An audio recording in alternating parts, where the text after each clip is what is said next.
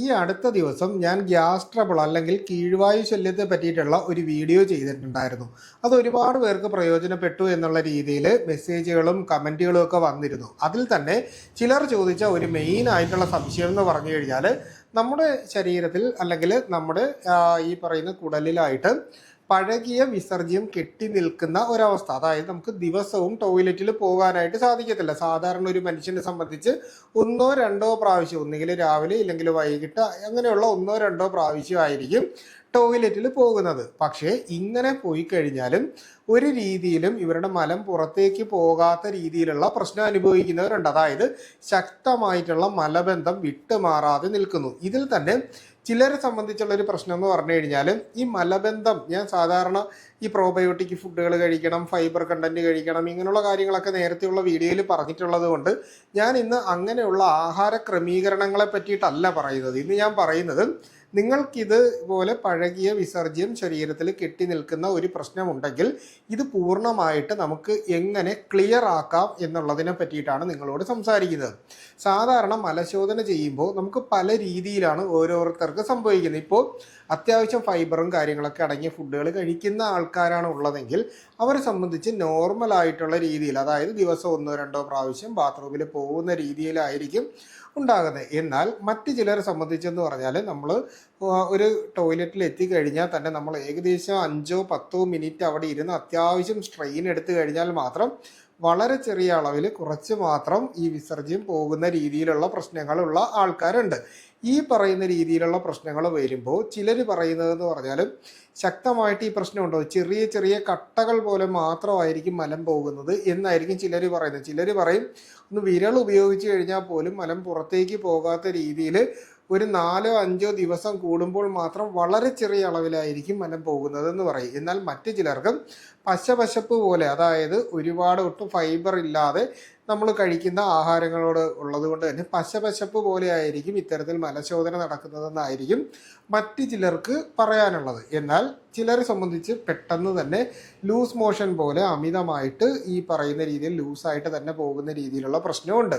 അപ്പോൾ ഇവിടെ നിങ്ങൾ അറിയാനുള്ളൊരു കാര്യം എന്ന് പറഞ്ഞാൽ, ജനറലി നമ്മുടെ ദഹന വ്യവസ്ഥയ്ക്ക് ഒരു പ്രത്യേകതയുണ്ട്. അതായത് നമ്മളിപ്പോൾ വായിലൂടെ നമ്മൾ ആഹാരം കഴിക്കുന്ന സമയത്ത് വായിൽ വെച്ച് ഈ ഫുഡ് ഒരു പ്രോസസ്സ് നടക്കും. അതായത് മാസ്റ്റിക്കേഷൻ എന്നാണ് പറയുന്നത്. നമ്മൾ ചവച്ചരച്ച് ഈ ഫുഡ് കഴിച്ച് നമ്മുടെ ഈസോഫാഗസിലൂടെ ഇത് വയറിലെത്തി അവിടെ നമ്മുടെ ആ വയറിൻ്റെ അകത്ത് വെച്ച് തന്നെ ഒരു മൂവ്മെൻറ്റ് നടന്ന് അത് അവിടെ വെച്ച് അത്യാവശ്യം ദഹിച്ചതിന് ശേഷം ഇത് നേരെ പാകമായതിന് ശേഷം ഇത് ചെറുകുടലിലെത്തി അവിടെ വെച്ച് പോഷക ഘടകങ്ങളെ ഇത് വലിച്ചെടുക്കും. അതിനുശേഷം നേരെ താഴെ വൻകുടലിലെത്തുന്ന സമയത്താണ് ഇവിടെയുള്ള ജലാംശം വലിച്ചെടുക്കുന്നത്. അതായത് നമ്മുടെ ശരീരത്തിന് വേണ്ട ന്യൂട്രിയൻസിൻ്റെ അബ്സോർപ്ഷൻ ഈ ചെറുകുടലിലും വൻകുടലിലും നടക്കും. പക്ഷേ ഇവിടെ നമുക്ക് ഹെൽത്തി ആയിട്ടുള്ള ബാക്ടീരിയാസ് ഇല്ലെങ്കിലോ, അതായത് നമുക്ക് അൺഹെൽത്തി ആയിട്ടുള്ള ബാക്ടീരിയാസ് കൂടും, എന്നിട്ട് ഹെൽത്തി ആയിട്ടുള്ള ബാക്ടീരിയാസ് കുറയും. നമ്മുടെ കുടലിൻ്റെ സ്വാഭാവികമായിട്ട് നമുക്ക് എപ്പോഴും ഒരു ചലനമുണ്ട്. ഈ ചലനം കൃത്യമായിട്ട് നടക്കാത്ത ആളുകളുണ്ട്. അതായത് നമ്മൾ പലപ്പോഴും ഈ വയറിളകുന്നതിന് വേണ്ടി ചെറിയൊരു മലബന്ധം പണ്ട് എപ്പോഴോ വന്ന സമയത്ത് ഒരു ഗുളിക വാങ്ങിക്കഴിച്ച് മലബന്ധം നല്ല രീതിയിൽ മാറി. പിന്നീട് നമ്മൾ വിചാരിക്കുന്നത് ഈ ഗുളിക കഴിച്ചാൽ നന്നായിട്ട് മലം പോകുമല്ലോ എന്ന് പറഞ്ഞിട്ട് സ്ഥിരമായിട്ട് ഇത്തരത്തിൽ മലബന്ധം മാറുന്നതിന് വേണ്ടിയുള്ള ഗുളികൾ കഴിക്കും. പിന്നീട് പതുക്കെ വരുമ്പോൾ പണ്ട് ആഴ്ചയിൽ ഒരെണ്ണം കഴിച്ചത് 4 ദിവസത്തിൽ ഒരെണ്ണം കഴിക്കേണ്ടി വരും. പിന്നീട് 2 ദിവസത്തിൽ വരെ ഗുളിക കഴിക്കേണ്ടി വരും. പിന്നീട് ദിവസവും ഗുളിക കഴിച്ചില്ലെങ്കിൽ മലബന്ധം ശക്തമായിട്ടുണ്ടാവും. അതായത് ഒട്ടും ഈ വിസർജ്യം പുറത്തേക്ക് പോകാത്ത രീതിയിലേക്ക്, അതായത് ഗുളിക കഴിച്ചേ പറ്റൂ. എന്നാൽ ചിലരെ സംബന്ധിച്ച് ഇപ്പോൾ ഈ ഗുളിക കഴിച്ചിട്ടും വലിയ പ്രയോജനം ഉണ്ടാകുന്നില്ല എന്ന് പറയാം. അതായത് നമ്മൾ കഴിക്കുന്ന ഇത്തരത്തിലുള്ള ഗുളികകളുടെ പ്രത്യേകതകൾ എന്ന് പറഞ്ഞാൽ, ഇതൊരു ഗ്യാസ്ട്രിക് ഇറിറ്റൻ്റ് ആയിട്ടാണ് പ്രവർത്തിക്കുന്നത്. അതായത് നമ്മുടെ വയറിൻ്റെ അകത്ത് ഈ മരുന്ന് ചെന്ന് കഴിയുമ്പോൾ ഇത് ശക്തമായ ഒരു ഗ്യാസ്ട്രിക് ഇറിറ്റേഷൻ ഉണ്ടാക്കിയതിന് ശേഷം ജലവും ഈ ഫ്ലൂയിഡും എല്ലാം പ്രൊഡ്യൂസ് ചെയ്ത് ഇത് നേരെ നമ്മുടെ വയറിനെയും കുടലിനെയും മൂവ് ചെയ്യിച്ചുകൊണ്ട് ശക്തമായിട്ട് ഇത് പുറത്തേക്ക് പോകുന്ന ഒരവസ്ഥ. അതായത് ഒരു ഇറിറ്റേഷൻ പോലെയാണ് നമ്മുടെ ശരീരത്തിൽ ഉണ്ടാവുന്നത്.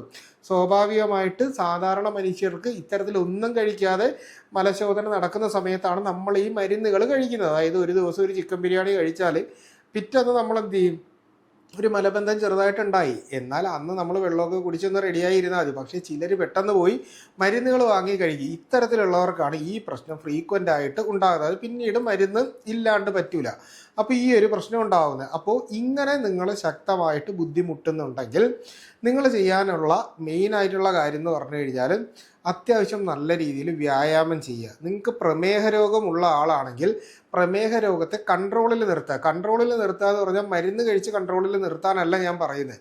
നമ്മൾ മരുന്ന് കഴിക്കുന്നതിനോടൊപ്പം തന്നെ ആഹാരം കൂടി നിയന്ത്രിച്ചുകൊണ്ട് നമ്മൾ ഷുഗറിനെ കൺട്രോളിലേക്ക് നിർത്തുക. എന്നിട്ട് മരുന്നിൻ്റെ ഡോസ് കുറയ്ക്കാനുള്ള ഒരു രീതി കൊണ്ടുവരിക. അടുത്തതായിട്ട് വേണ്ടത്, നമുക്ക് അമിതവണ്ണം നിങ്ങളെ ബുദ്ധിമുട്ടിക്കുന്നുണ്ട് എങ്കിൽ നിങ്ങൾ തീർച്ചയായിട്ടും നിങ്ങൾ അതിന് വേണ്ട വ്യായാമങ്ങളും കാര്യങ്ങളും ഡയറ്റും എല്ലാം ചെയ്ത് വെള്ളം കുടിച്ചുകൊണ്ട് നമ്മൾ ഈ പറയുന്ന വണ്ണം കുറയ്ക്കേണ്ടത് വളരെ അത്യാവശ്യമാണ്. തൈറോയിഡ് ഹോർമോണിൽ വേരിയേഷൻ ഉള്ളവർ, അതുപോലെ തന്നെ നമുക്ക് വൈറ്റമിൻ ഡി കുറവുണ്ടെങ്കിൽ പലപ്പോഴും നമുക്ക് വയറ് സംബന്ധമായ പ്രശ്നങ്ങൾ ഉള്ളതുപോലെ തോന്നും. അപ്പോൾ ഈ പറയുന്ന രീതിയിലുള്ള വൈറ്റമിൻസിൻ്റെ എന്തെങ്കിലും പ്രശ്നം ഉണ്ടെങ്കിൽ അതിൻ്റെ കാര്യം നമ്മൾ നോക്കേണ്ടത് വളരെ അത്യാവശ്യമാണ്. ഹെർണിയ പോലുള്ള പ്രശ്നങ്ങൾ വന്നിട്ട് ആ ഒരു ഭാഗത്ത് ഒരു തള്ളൽ വരുമ്പോൾ മലം കറക്റ്റായിട്ട് മൂവ് ചെയ്യാതെ വരുമ്പോൾ നമുക്ക് ഇത്തരത്തിലുള്ള പ്രശ്നങ്ങളുണ്ടാകും. അപ്പോൾ ഇതിലേതാണ് നമ്മുടെ പ്രശ്നം എന്നും മനസ്സിലാക്കുക. എന്നിട്ട് വേണം നമ്മൾ ഇതിന് വേണ്ടിയിട്ടുള്ള മുന്നോട്ടുള്ള കാര്യങ്ങളിലേക്ക് പോകാനുള്ളത്. ഓടിപ്പോയി മെഡിക്കൽ സ്റ്റോറിൽ നിന്ന് മരുന്ന് വാങ്ങി കഴിക്കരുത് എന്നാണ് പറഞ്ഞത്.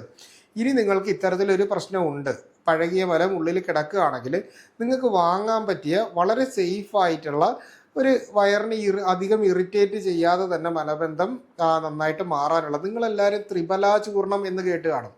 ത്രിഫല ചൂർണം എന്നാൽ വൈദ്യരത്ന ആയുർവേദ ഫാർമസിക്കുള്ള ബൃഹത്ത് ത്രിഫല ചൂർണം എന്ന് പറയുന്ന ഒരു പൊടി നമുക്ക് വാങ്ങാനായിട്ട് കിട്ടും. ത്രിഫല എന്ന് പറയുന്നത് ഒരു മൈൽഡ് ലാക്സേറ്റീവാണ്. അതായത് ചെറിയ രീതിയിൽ മലബന്ധവും മറ്റും മാറ്റുന്നതിന് വേണ്ടി ഇത് വളരെയേറെ സഹായിക്കുന്നുണ്ട്. എന്നാൽ ത്രിഫല, ഇപ്പം നിങ്ങൾക്കൊരു ചെറിയ വയറിലൊരു മലബന്ധമാണ് വരുന്നതെങ്കിൽ നമുക്ക് ത്രിഫല ചൂർണം ഒരു സ്പൂൺ എടുത്തതിന് ശേഷം ഒരു ഗ്ലാസ് ചൂട് വെള്ളത്തിൻ്റെ അകത്ത് തിളപ്പിച്ചിട്ട് അത് ഒന്ന് വറ്റി വരുന്നൊരു സമയത്ത് ഒരു 3/4 ഗ്ലാസ് ആകുമ്പോൾ തണുപ്പിച്ച് ഇളം ചൂടോടെ കുടിച്ചാൽ തന്നെ മലബന്ധം മാറും.